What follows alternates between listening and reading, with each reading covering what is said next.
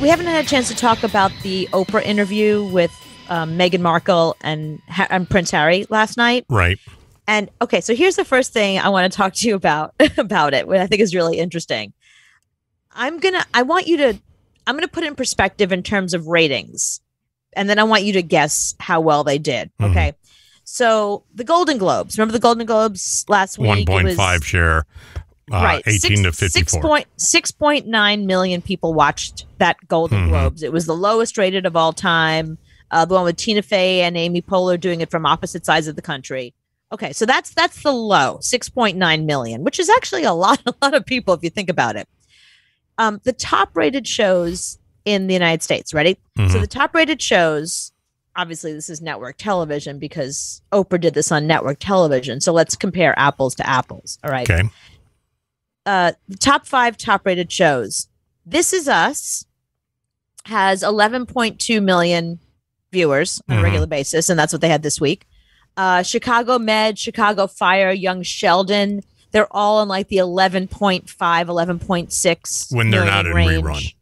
When they're not in rerun, right, exactly. The highest rated show on network TV is NCIS. We've talked about that before. We've talked about like what the highest rated shows are, and we're always surprised because we've never seen any of these shows. But NCIS has 15 million viewers, and that's the number 1 rated show, okay? The NFL games, and we've talked about this before, NFL does really well. It rates higher than like anything else. NFL games average about 14.9 million now. A year ago, 16.5 million.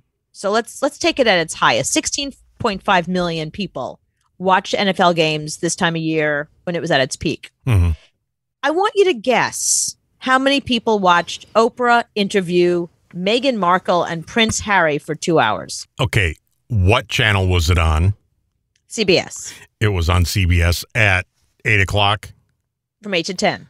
8 to 10. Okay. Eastern time. So that is when people are in the 60 Minutes type of mode. 60 Minutes was on first. 60 Minutes was on. So that was their lead-in. So 60 Minutes has huge numbers anyway. It does. And right now there is 0 on TV on Sunday night. Right. That's true. Fox has cartoons, so there's really nothing on TV. The Critics' Choice Awards were on last night too, I realized. Yeah, nobody cares about that. It had I'm just saying. Okay. I'm going to say she pulled 15 million. That's a good guess. 17.1. Wow. 17.1. Oprah interviewing the Royals is more than an NFL game last year. I mean, before the COVID when they were playing. Bigger than NCIS and Chicago Fire and Young Sheldon and all the top shows that are out there. 17.1 million people watched. And I got to tell you something. That bitch Oprah, she got me to sit through commercials for the first time in years. I haven't even seen a commercial in the longest time. I sat through commercials. You learned something. You learned what you want to buy now. No, actually, it was really interesting. The commercials were the best part because they kept having Demi Lovato do commercials for Talkspace. She was like, I don't know if you know what I went through, but Talkspace has really helped me heal and having somebody to talk to. Yeah. She acknowledged like what she'd been through she didn't come out and say that she had overdosed or anything that happened. She assumed, I think she just said, either you know or you don't know, but I went through a rough time and Talkspace is the thing that helped me and it can help you too. Well, that swimmer dude, he does those commercials. Right. Michael Phelps. Yeah. Yeah. So they run that all the time. But again, he's come out and talked about being depressed. Demi Lovato famously OD'd, nearly died. Somebody had a shot of Narcan with them and just shoved it in her and saved her life. So, yeah. But Sunday night, they picked the right time to air that. Yes. That because there's nothing on Sunday nights right now because there is no football, there is no anything. So they picked the right time. But I knew nothing about it. I didn't know it was going to be on TV last night. I didn't see any promos. It was promoted like crazy. It was literally everywhere. You couldn't look anywhere. I did. The places I looked didn't have it. Chatterbait never talked about it. Oh, well, Chatterbait probably didn't. Honestly, I think even on Chatterbait, I think there was a girl that was like, I can't wait to watch. Yeah, Harry Amazon didn't have it on their eBay. Oprah. Yeah, Twitch, they didn't say anything about it. I was on Twitch the whole time, so I was watching people sleep. So no, I wasn't. Okay, I wasn't watching that. Now, Anthony, can you play the audio from the Meghan Markle thing? We don't have to see the video. Mm-hmm. What I thought was interesting, Dr. Robi, is today when I was preparing for this, I was listening to Meghan Markle instead of watching her. And I found it more interesting. Her very calm tone. She was very staid the entire time. And I just think if I was sitting there with Oprah, I would have been like bawling, especially when I was like opening up about something really vulnerable. But she's really in control.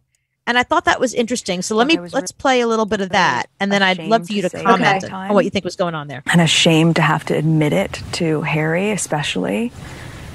Because I know how much loss he's suffered. Mm-hmm. But I knew that if I didn't say it, that I would do it. And I just didn't want to be alive anymore. And that was a very clear and real and frightening, constant thought. So what did it mean to you, Cooper, that her voice sounded very, stable?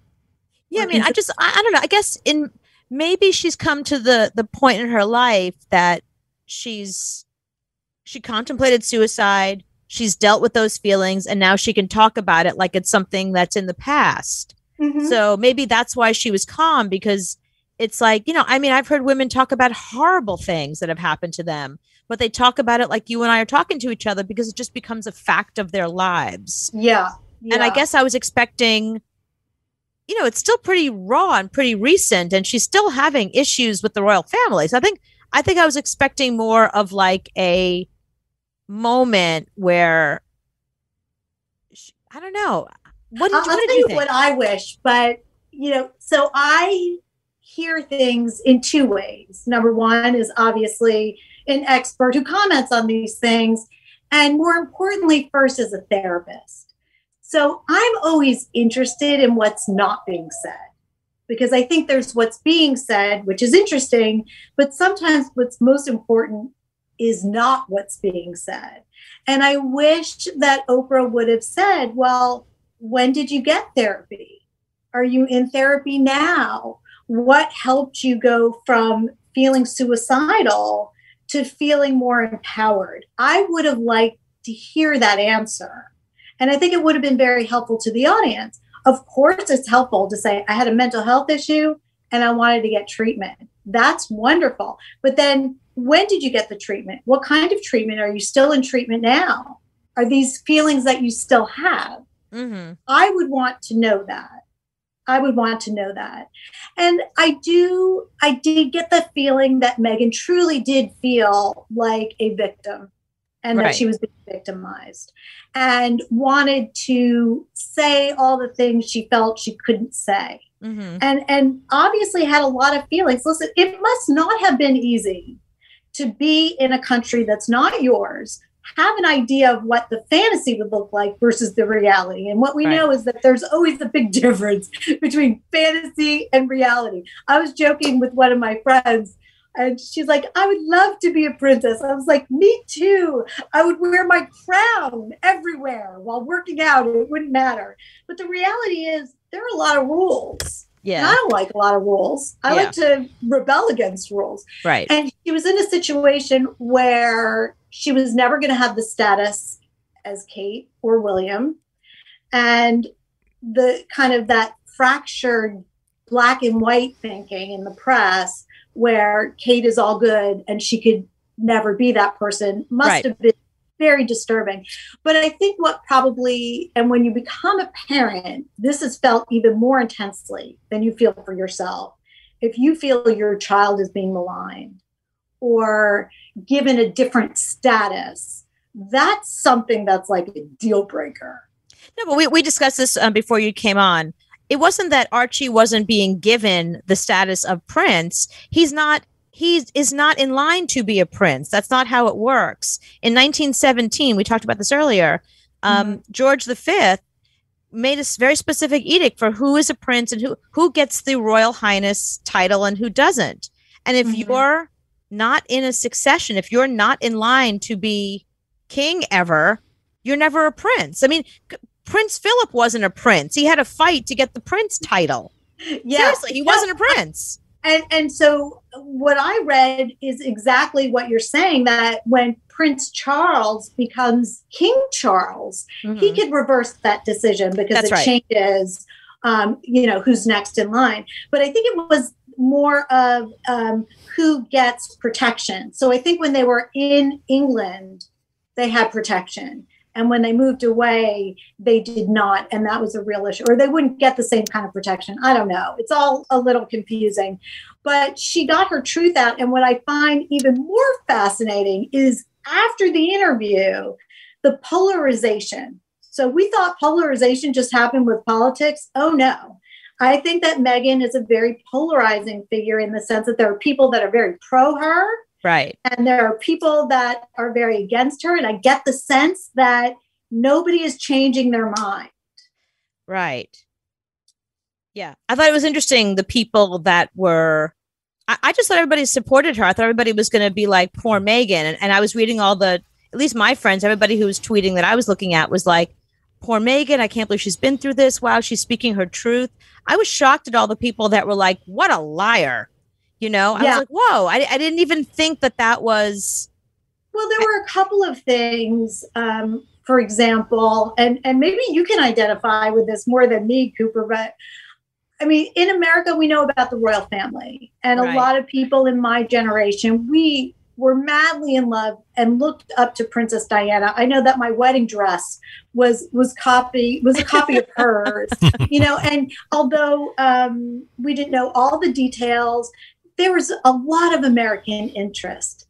So we know certain things. We don't know it in the same way maybe the British know it. Right. So when she would say, I didn't know anything about Harry. I didn't look at that I question. Because especially because her friends were saying that she was obsessed with Diana. So it's like, how can you be obsessed with Diana, know nothing about the royals? I mean, I don't even pay attention to the royals and I know all about them.